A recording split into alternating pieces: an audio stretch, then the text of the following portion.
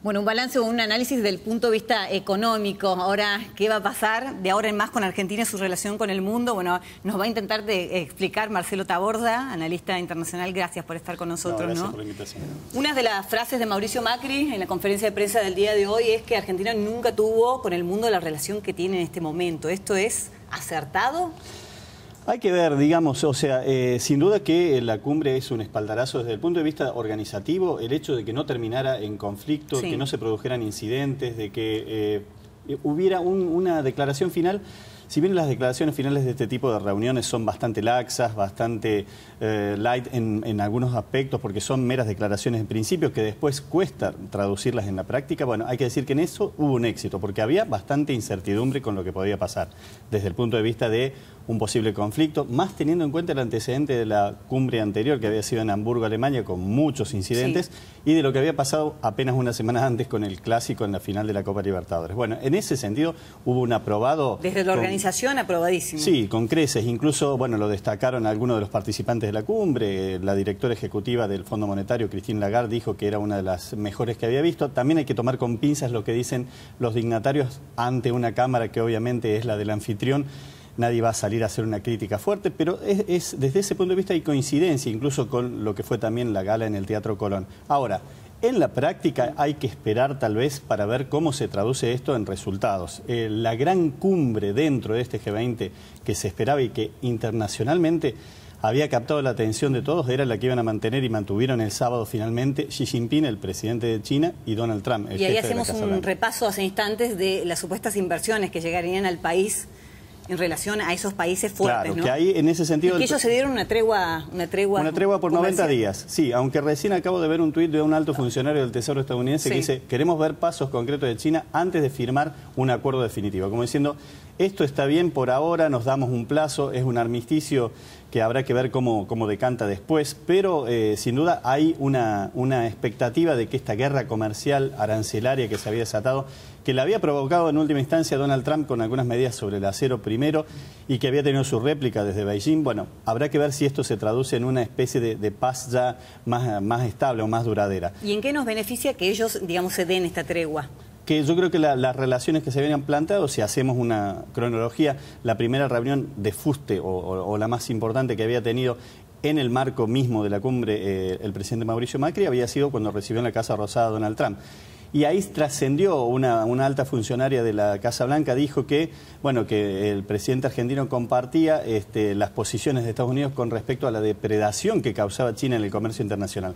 Después trató el gobierno argentino, a través del canciller Fori y del propio presidente Macri en la conferencia de prensa que dio hoy, de desmentir o decir que nunca se había llegado a hablar en esos términos de China de parte de Estados Unidos. Pero estos roces diplomáticos que se ven en este lenguaje bastante duro que a veces utiliza Donald Trump con incluso sus propios aliados, hacía temer en un portazo que finalmente no se dio. Traducido en concreto esto que el presidente trató de hacer equilibrio entre estas dos grandes potencias, bueno, primero lo recibió a Donald Trump, que llegó con retraso a la Casa Rosada, que tuvo un par de comentarios que quedaron picando y no le deben haber hecho mucha gracia al presidente argentino, por ejemplo, las apelaciones a la relación familiar y sobre todo los negocios hechos con su padre Franco Macri por parte de Donald Trump hace 30 años atrás, o la alusión a que venía a hacer negocios y mencionó entre ellos el tema de la venta de armas. Por el otro lado, con China, donde sí fue la única visita de Estado que se produjo en el marco de esta cumbre, la recepción en Olivos ayer domingo a la mañana, con toda la pompa, y esto nos hace pensar desde el punto de vista político en un viraje también del gobierno argentino, porque cuando Macri estaba en la oposición criticaba en muy duros términos el acercamiento del gobierno de Cristina Fernández de Kirchner a China, precisamente. Entonces, esto muestra un vuelco y no deja de reconocer el papel que tiene China hoy en el concierto de naciones. Es la segunda potencia aspirando a desbancar a Estados Unidos en un lapso de 3 o 4 décadas. Tiene un potencial enorme y el peso específico que tiene en el concierto de naciones ya no lo duda nadie, no lo discute nadie. Por eso esta prórroga del swap, por ejemplo, las inversiones cercanas varían las especulaciones entre 5.000 y 8.500 millones de dólares, o su equivalente en yuanes.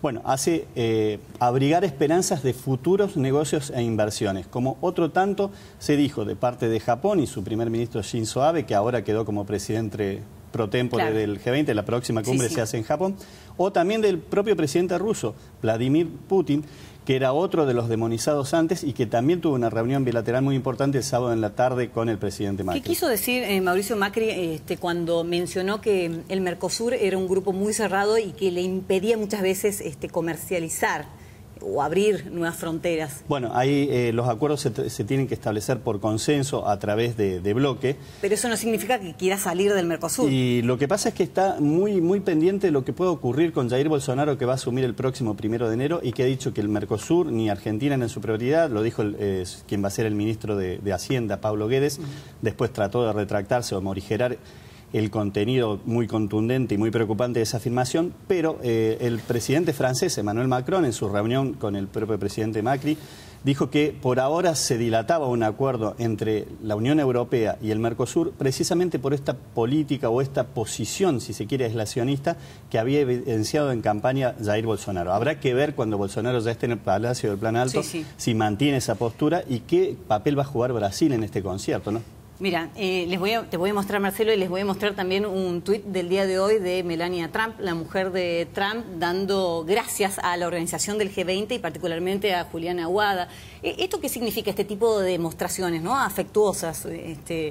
Yo creo que parte del juego de la diplomacia y de las relaciones diplomáticas que a veces por ahí consiguen destrabar cuestiones de negocios o cuestiones comerciales mucho más rápidamente que otra negociación. A veces solo se quedan en esa declaración. Si me preguntas desde el peso específico, es relativo. Como te diría que también eso de la declaración o lo que se condensó, se trató de evitar un choque mucho más fuerte, por ejemplo, entre Trump y el resto de los participantes de esta cumbre. Estados Unidos ratificó que no está suscribiendo el acuerdo climático, que era una de las insistencias de Macron. No podemos olvidar también que, mira, yo recomiendo una lectura de Luis Basset, un columnista del diario El País, que fue muy crítico con respecto al momento en el que llegaban cada uno de los dignatarios del mundo, de los países que representan 2/3 partes de la población mundial y el 85% del Producto Bruto del planeta. Y decía, bueno, cada uno devaluados también en cuanto a su representación. No basta con ver lo que pasa con Macron, que apenas regresó a París, tenía la capital gala incendiada por la rebelión de los chalecos amarillos. Theresa May, que también se reunió con Macri, aunque la cumbre fue bastante más corta de lo que uno hubiera esperado, apenas 15 minutos y sin tocar, por supuesto, el tema, por supuesto digo porque lo habían dejado fuera de la agenda, el tema de Malvinas. Es decir, una serie de dirigentes mundiales que se tienen que abroquelar casi con ciudades sitiadas o amuralladas, porque a pesar de encarar la representación de los pueblos que están representando, tienen mucha discusión y mucha resistencia también interna. Entonces eso repercute también en las determinaciones que toman.